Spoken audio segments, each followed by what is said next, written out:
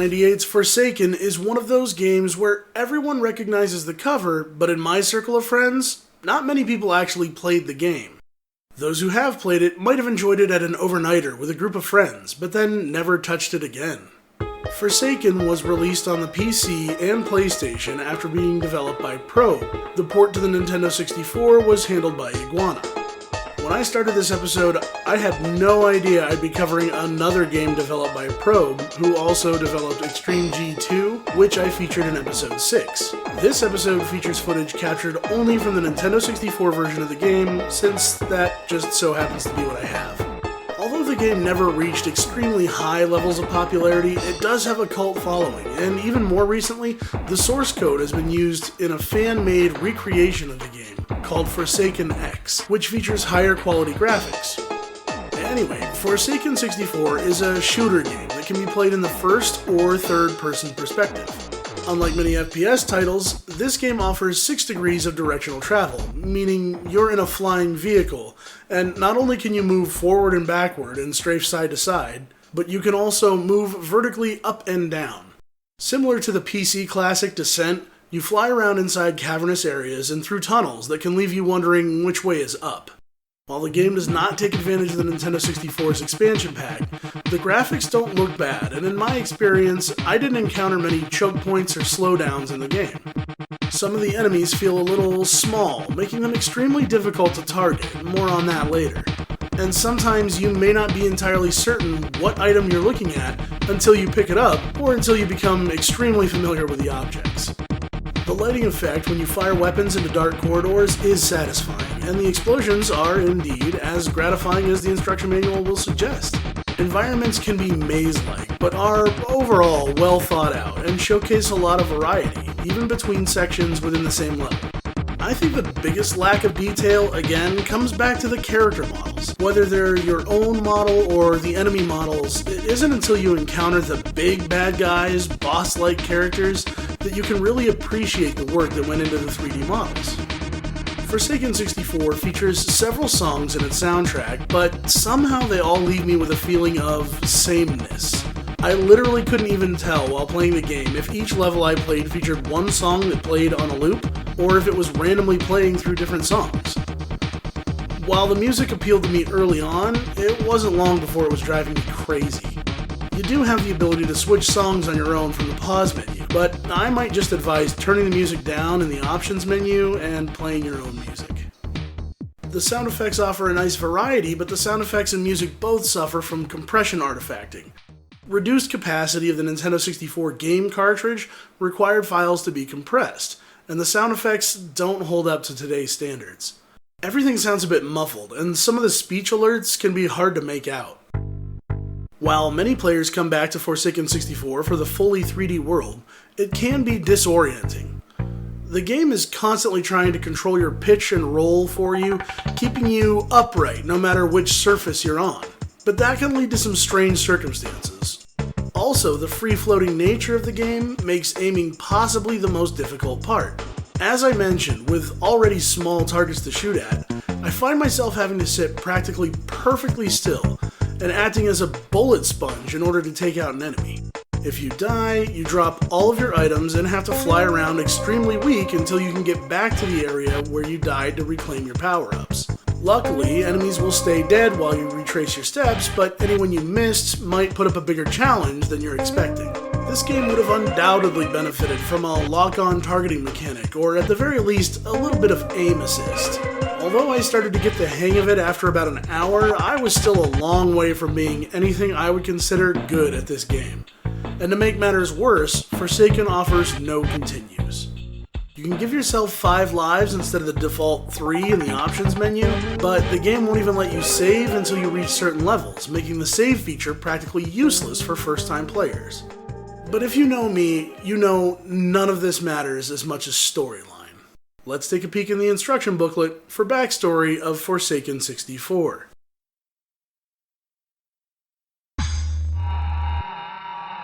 The Terran System, the birthplace of humanity. Once one of the most peaceful and prosperous areas of the galaxy, it now lies derelict after a dangerous experiment went catastrophically wrong. For For the better part of 3 decades, Earth had rested smugly in the knowledge that no force, alien or otherwise, could possibly penetrate its defenses. The Imperial Theocracy, ruling council of the multiverse, had permitted Earth's installation of the Mechanoid Defense Force, MDF. Based within a huge, menacing 5-level repository known to the natives as Babylos, the self-repairing MDF was an awesome array of defense satellites, orbital minefields, and computer-controlled defense systems guarding important sites, patrolling the space lanes, and keeping the planet free from the space vermin who inexorably worked their way through the system. However, despite such ostentatious measures, in the year 2113, Earth's nemesis came from within. For many years, particle physicists at Earth's Central Scientific Research Facility delved deeper and deeper into the very fabric of matter itself, unraveling layer after layer of subatomica. A dedicated team worked night and day in an attempt to seize the impossible. After 8 long years, a breakthrough. They discovered the means by which they could manipulate matter at its most basic level. The potential could revolutionize human life, providing countless high-technology spin-offs, including the creation of tiny fusion clusters that could keep a sun burning for close to 100 billion years. Unfortunately, in their first great experiment into the unknown, they made an error they'd regret for the rest of their short, arrogant lives. The consequences of their actions soon became apparent, as an uncontrollable fusion reaction ripped through the central power network and communications infrastructure, sending a stream of unsolicited data into the heart of the MDF mainframe. The system, unable to cope with the immense stresses of 1 trillion errors, did the only thing it could. It turned its defenses earthwards and fired. The Earth lay in ruin. Almost torn from its orbital axis, the shattered planet was no more than a lifeless husk, devoid of atmosphere and bathed in the searing radiation of the sun. Within a few short days, all life, human or otherwise, had been completely extinguished. News of the disaster soon reached the high counselors of the Imperial Theocracy. An investigation into the disaster began in earnest, while a major salvage operation was initiated by Theocracy troops. Anything considered valuable was removed, and sites warning further study were left guarded by what remained of the Mechanoid Defense Force.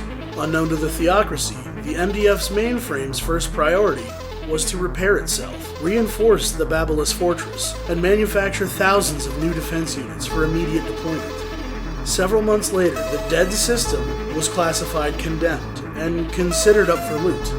Every bounty hunter, mercenary, fortune seeker, and freeloading scum in the galaxy suddenly gained the unwritten right to raid the dead system and take anything the Theocracy didn't want, and that included the MDF. Enraged by this decision, the 5 commanders of the MDF vowed to exact revenge on the Theocracy and their pitiful race. Claiming the Earth as their own, all MDF units were subsequently reprogrammed with a new list of directives. The first directive was to annihilate, without question, any humanoid life forms. Shoot first and ask questions later was not just their mantra, it was now their instinct. The first few groups of scavengers who dared to visit the Earth were slaughtered in a bloodbath of epic proportions. Rather than publicize the fact that the Earth was now an immense death trap, the Theocracy actively encouraged more mercenaries to visit the planet. To them, it was a quick and easy way to rid the solar system of villainous scum. The planet of their forefathers had become nothing more than a huge waste disposal system. Troubled by a surge of conscience and overwhelmed by the flagrant disregard for human life demonstrated by his fellow council members, the Grand Counselor of the Theocracy decided to put a covert operation together, an operation which would take the participants deep into the heart of the MDF. Codenamed Forsaken, those valiant enough to take up the challenge were furnished with fuel, supplies, basic weapons, and schematics to allow safe passage past the incredible firepower of the outer defenses. The rewards of success would be plentiful. The price of failure would be immeasurable. It was Earth's last hope.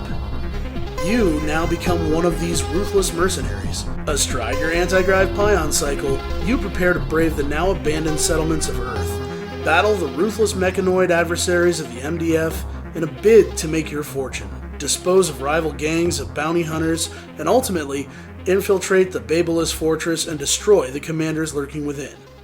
Or perhaps to simply raise your renown to that of the truly infamous. Wow, that paints a pretty vivid picture of what's going on in the universe. Let's compare it to the game's introduction as you start playing. Forsaken. The bloody coup is now complete. The human infestation purged from the planet, and the Earth, a wasteland, mastered by machines. The desperate, the barbaric, the truly forsaken. Only these are brave enough, or foolish enough, to venture back to the once blue planet. Their goal, to free the Earth from the malevolent dominion of the machines. The game begins. There is carnage ahead, and for the victor, there is honor and the spoils of battle. For the vanquished, there is pain and humiliation. Failure is not an option for the Forsaken.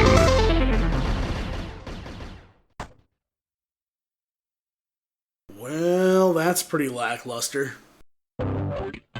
Forsaken 64 has you traveling around in tunnels of rock or military bases, and you always just complete whatever the objective for the level is. Fight the boss, defeat all the enemies, plant the bomb and return to the beam-in point.